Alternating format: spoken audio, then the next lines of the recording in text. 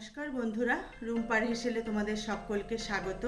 আমি আবার চলে এসেছি নতুন একটি রেসিপি নিয়ে। আমি আজকে একটি স্ন্যাক্সের রেসিপি তৈরি করে দেখাবো, যেটা তোমরা সন্ধেবেলা চা কফির সঙ্গে খেতে পারবে, আবার বাচ্চাদের স্কুলের টিফিনেও তোমরা এটা তৈরি করে দিতে পারবে। তাহলে চলো দেখে নেওয়া যাক আমার এই আজকের রেসিপিটি। দেখো, আমি এখানে নিয়েছি দুটো আলুকে আমি সেদ্ধ করে নিয়েছি, আর এখানে আছে একটা ডিম আমি ফেটিয়ে নিয়েছি, লবণ দিয়েছি এর মধ্যে একটু, আর একটু দিয়েছি গোলমরিচের গুঁড়ো, আর এখানে আছে ধনেপাতা কুচি, এই যে এখানে আছে চিজ, আর এখানে ময়দা, এখানে আছে ব্রেড ক্রাম্ব, আর এখানে আছে লবণ, আর নিয়েছি একটু গোলমরিচ গুঁড়ো আর চিলি ফ্লেক্স, আর এখানে আছে শুকনো লঙ্কার গুঁড়ো। তোমরা চিলি ফ্লেক্স দিলে শুকনো লঙ্কা গুঁড়ো দিতে হবে না, আর শুকনো লঙ্কা গুঁড়ো দিলে চিলি ফ্লেক্স দিতে হবে না, যে কোনো একটা দিলেই হবে। তাহলে চলো প্রথমে আমি আলুটাকে হাত দিয়ে ভালো করে ম্যাশ করে নেব, যেন এর মধ্যে কোনো রকম আলুর দলা না থাকে। দেখো বন্ধুরা, আলুটাকে আমি ভালো করে মেখে নিয়েছি। এবার আমি এক এক করে এর মধ্যে দিয়ে দেবো। প্রথমে দেবো একটু লবণ স্বাদ মতো। এটা কিন্তু খেতে ভীষণই ভালো হয়, সন্ধ্যাবেলার স্ন্যাক্সে তো ভীষণই জমে যায়, বাচ্চাদেরও করে দিতে পারবে। এর মধ্যে দিয়ে দেবো ধনেপাতা কুচি, আর এই রেসিপিটার নাম হচ্ছে চিজি পটেটো ক্রোকে। একটু গোলমরিচের গুঁড়ো দিয়ে দিলাম,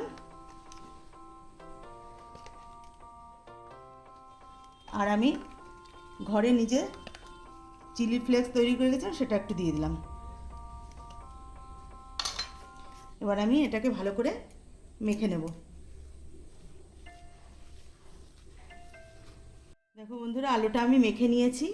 এবার আমি এখান থেকে যে কটা হয় আমি সেটাই তৈরি করব। প্রথমে আলুটাকে এরকম করে দলা করে নিলাম, নিয়ে এবার এর ভেতরে একটা চিজ ভরে দিচ্ছি, দিয়ে এবার আলুর সঙ্গে এইভাবে তৈরি করে নেব।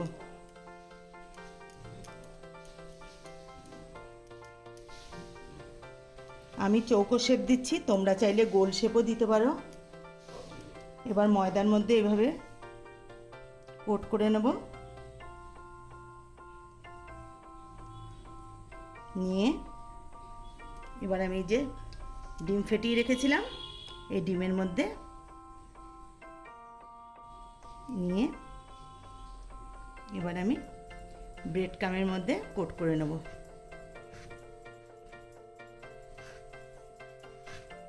এইভাবে আমি প্রত্যেকটা তৈরি করে নেব।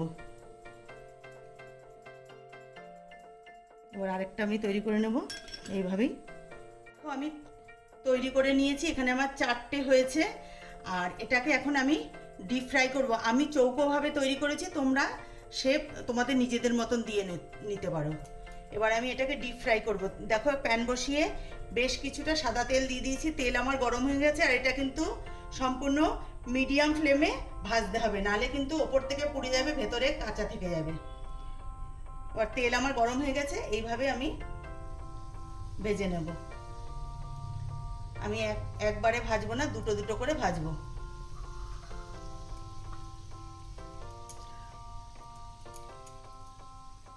দেখো, ভাজা আমার হয়ে গেছে। এপিট ওপিট করে আমি একদম মিডিয়াম ফ্লেমে ভেজে নিলাম। এবার আমি এই দুটো তুলে নেব, বাদ বাকিগুলো এইভাবেই ভেজে তুলে নিয়ে আবার ফিরে আসছি। বন্ধুরা, এটা কিন্তু তোমরা অবশ্যই বাড়িতে একবার বানিয়ে ট্রাই করে দেখবে, আর বাচ্চাদেরকে বানিয়ে দেবে, দেখবে খুবই পছন্দ করবে বাচ্চারা খেতে। 8 থেকে 80 সবাই পছন্দ করবে, ভীষণই ভালো হয় খেতে। আর এটা ফ্রান্সের একটা ডিশ, এটা কিন্তু খেতে ভীষণই ভালো হয়। এবার বাদ বাকিগুলো আমি ভেজে তুলে নেব।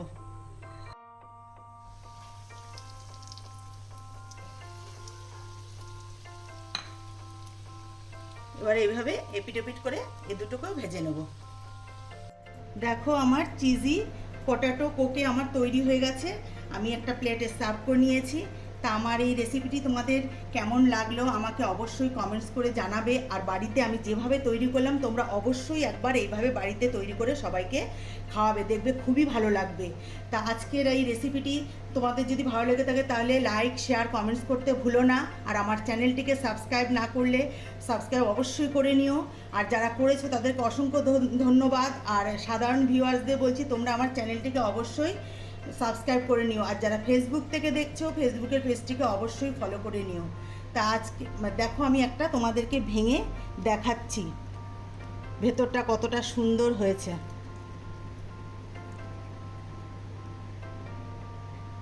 এই দেখো। তাহলে আজকের মতন ভিডিওটি আমি এখানেই শেষ করছি। ভালো থেকো, সুস্থ থেকো, নমস্কার। আর আমি এটা আজকে সসের সঙ্গে পরিবেশন করব।